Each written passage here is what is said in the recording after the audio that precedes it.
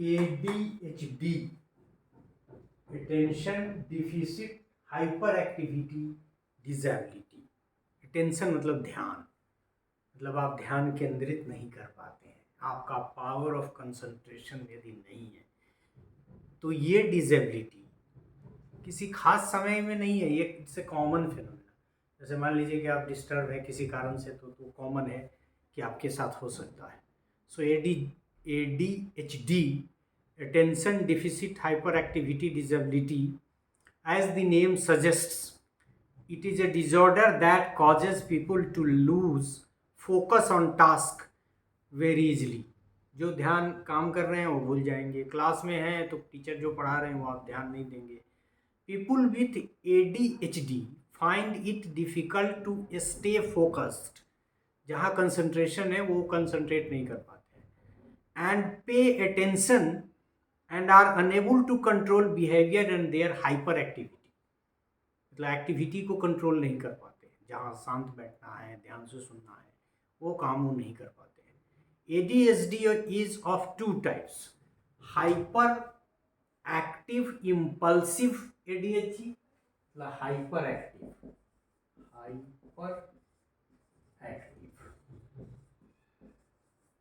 ADHD, और फिर दूसरा इसका कम, जिसमें इसमें ज़्यादा होगा उसमें कम, एंड इनअटेंटिव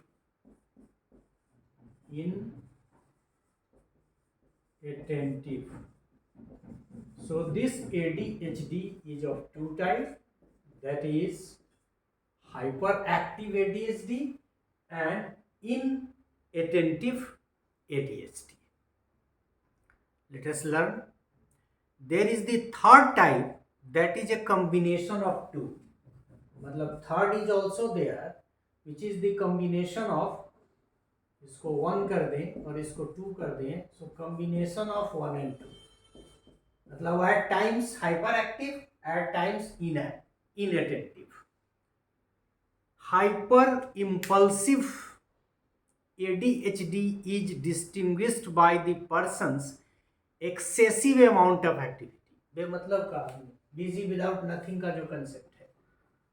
दूसरा, this may include activities like constant fidgeting, non-stop talking, trouble in controlling temper, problems with doing quiet activities, etc. मतलब ये कोई भी काम शांतचित्त होकर नहीं करेंगे, हमेशा जैसे कि हमने वर्ड दिया बिजी विदाउट नथिंग, इधर उधर एक्ट करते रहेंगे। इससे लोगों को जो हाइपर एक्टिव है, मतलब जरूरत से कई गुना अधिक active. Inattentive ADHD includes a struggle in paying attention to any instruction, too much daydreaming, slow information processing, feeling bored frequently, poorly organized, etc.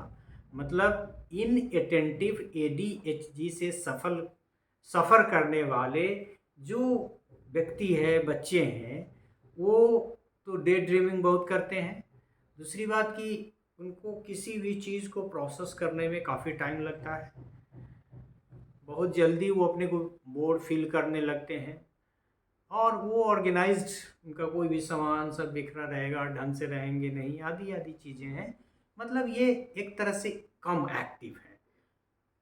आदमी स्वस्थ वही है जो ज़रूरत पे एक्टिव है, नहीं ज़रूरत है तो एक्टिव नहीं है।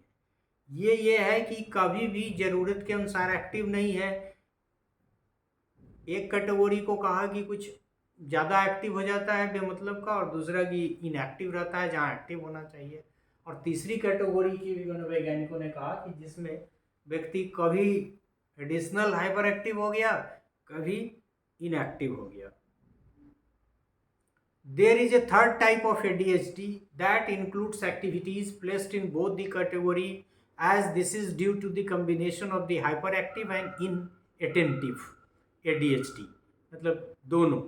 Psychologists do believe that ADHD is not a learning disability, जैसा कि हमने कहा, but it causes people to struggle with learning।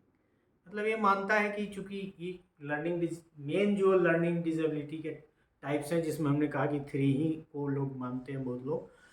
तो ये लर्निंग डिसेबिलिटी नहीं है, लेकिन ये लर्निंग को कॉज करता है, लर्निंग को इफेक्ट करता है।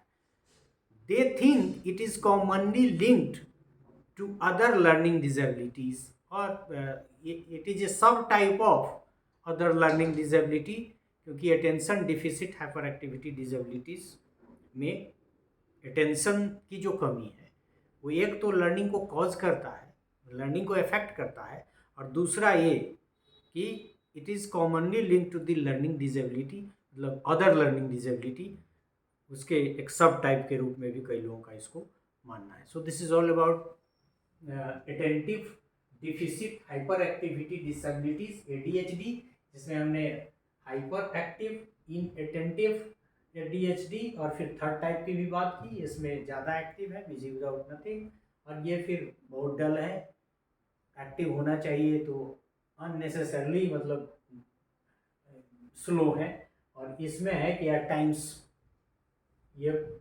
कैरेक्टरिस्टिक्स दिख रहा है और एट टाइम्स ये कैरेक्टरिस्टिक्स दिख रहा है।